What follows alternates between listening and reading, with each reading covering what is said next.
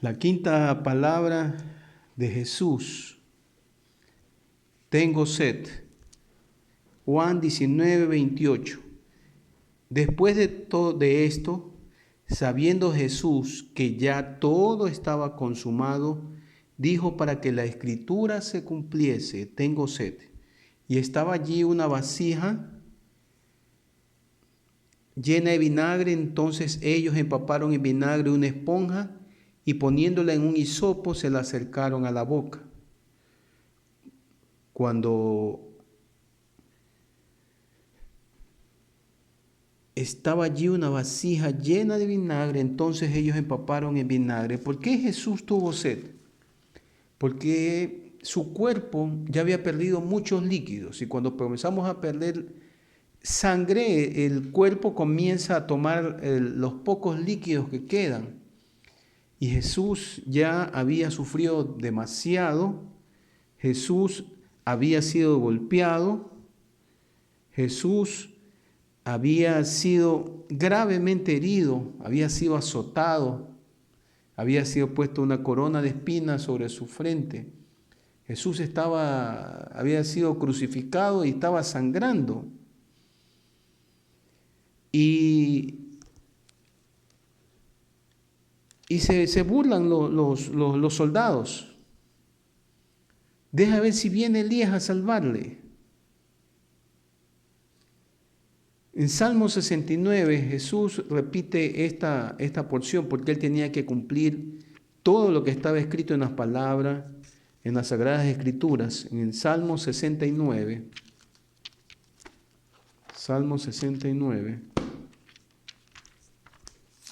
en el Antiguo Testamento,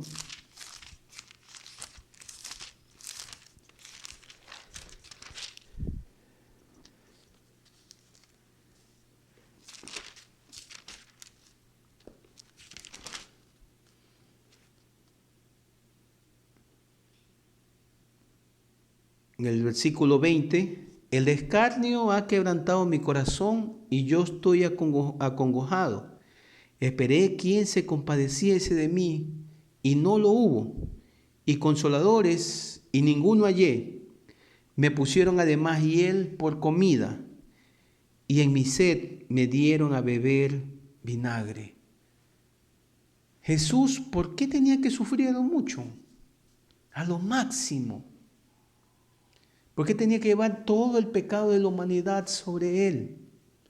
Si fue aquel mismo que le ofreció agua a aquella mujer pecadora, a aquella mujer que le dijo, dame de beber de esa agua. Y Jesús le dijo que el que cree en él, aunque esté seco de su interior, van a correr ríos de agua viva. Podemos tener ríos de agua viva a través de él.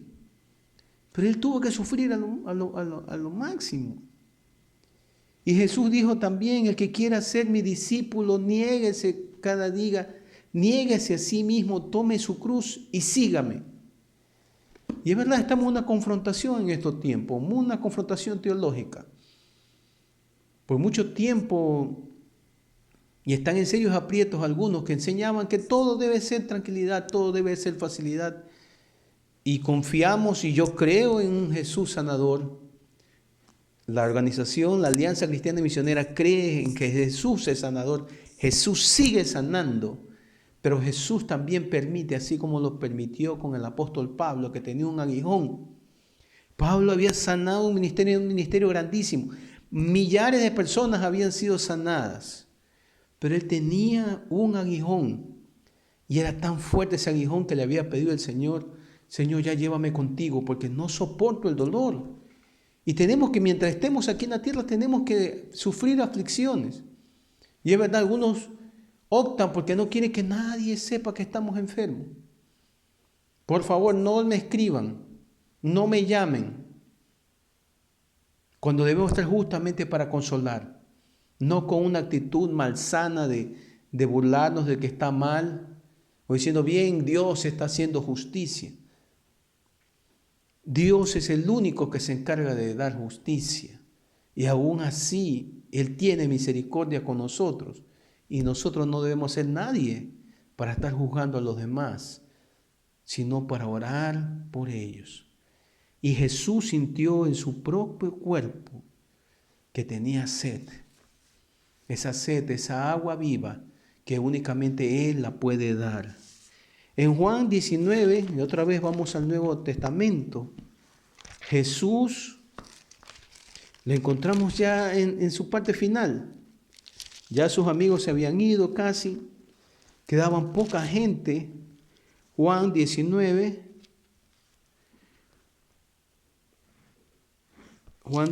versículo 30. Cuando Jesús hubo tomado el vinagre, dijo: consumado es. Y habiendo inclinado la cabeza, dice que luego entregó el Espíritu. Consumado es.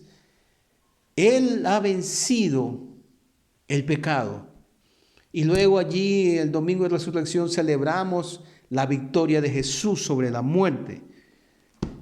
En Juan 6:38 dice: he descendido del cielo no para hacer mi voluntad, sino la voluntad de que Él me envió. Y cada cual uno tiene un propósito aquí en la vida. Y de nada vale, leí algo muy trágico allí en estos días. Una persona con muchos recursos en el mundo decía a sus familiares: de nada le habían servido tener y amontonar tanto dinero, cuando tenemos la respiración, el aire totalmente gratuito. Y venimos a cumplir un propósito, la voluntad de Dios aquí, la voluntad del que nos envió. Cumplamos ese propósito de ser agentes de amor, de ser agentes de restauración, de ayudar a los demás, de no velar por nuestros propios intereses. De nada sirve amontonar riquezas. Ahora estamos igualados, todos nos hemos quedado en cero.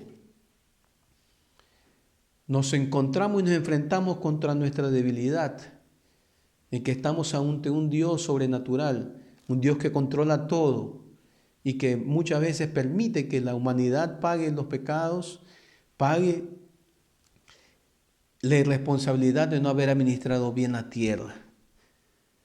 Dios tenga siempre misericordia de nosotros. Si Él tiene misericordia, ¿quiénes somos nosotros para no tener misericordia con otros? Consumado es, significa tenemos un Dios cercano, un Dios que se consuela.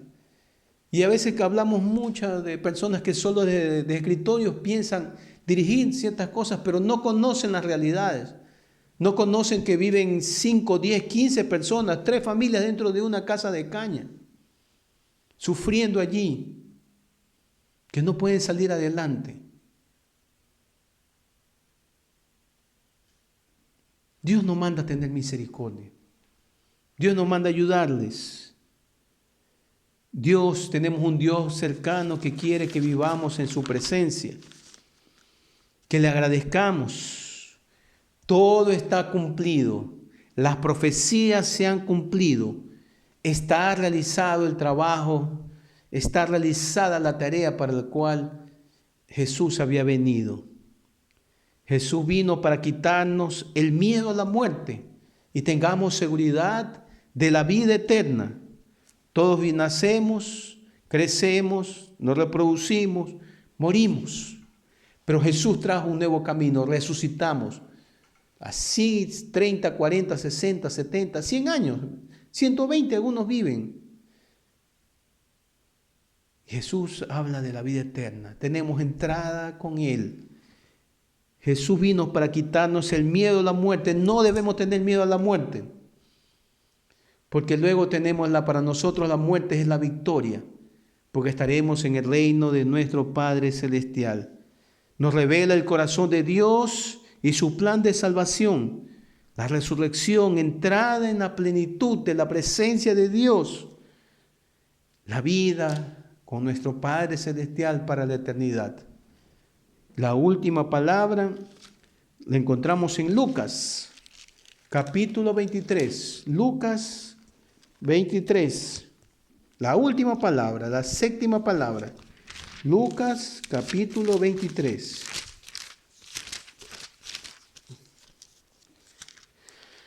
Versículo 44. Lucas 23. Versículo 44. Cuando era la hora sexta, hubo tinieblas sobre toda la tierra hasta la hora novena.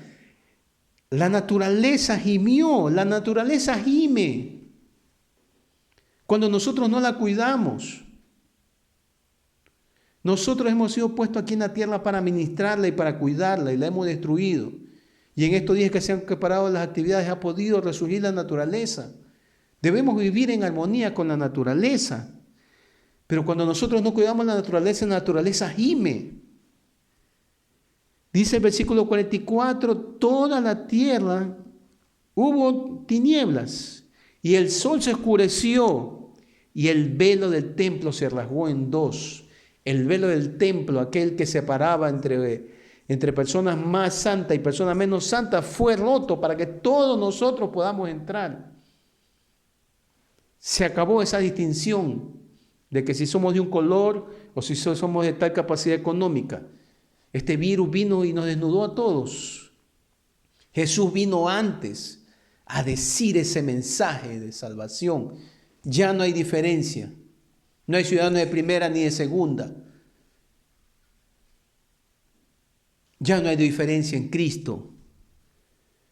El sol se oscureció, el velo del templo se rasgó por la mitad. Entonces Jesús, clamando a gran voz, dijo: Padre, en tus manos encomiendo mi espíritu. Y habiendo dicho esto, expiró. Cuando el centurión vio lo que había acontecido, dio gloria a Dios. Alguien que estaba preparado para asesinar, alguien que era muy guerrero, muy fuerte.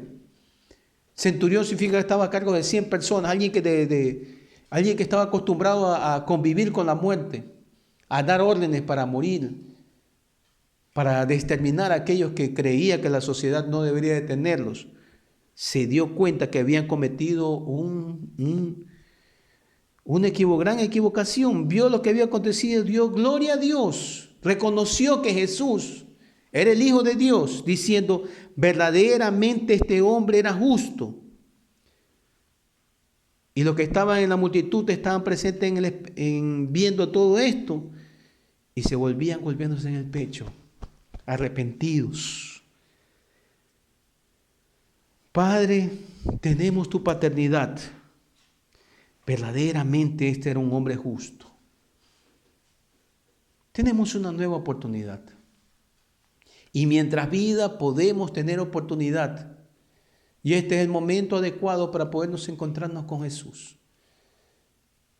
Satanás podrá atacarnos, podrá quitarnos los bienes económicos, podrá tocar nuestro cuerpo, pero no puede tocar nuestra alma, no puede tocar nuestro espíritu. Y nosotros confiamos y declaramos que Jesús es el Señor de nuestras vidas. Él es nuestro Padre. Él es el que nos lleva a nuestro Padre. Su amor no tiene límites. Gracias, Padre Celestial, te damos en el nombre de Jesús. Gracias, Señor, por el sacrificio de su Hijo, porque a través de Él nosotros tenemos entrada al cielo. Trae consuelo, Señor, a los que están pasando por dificultades, que han perdido familiares, que tengan la esperanza que nos reencontramos con ellos en su reino, en sus brazos. Gracias, Padre, le damos en el nombre de Jesús. Amén.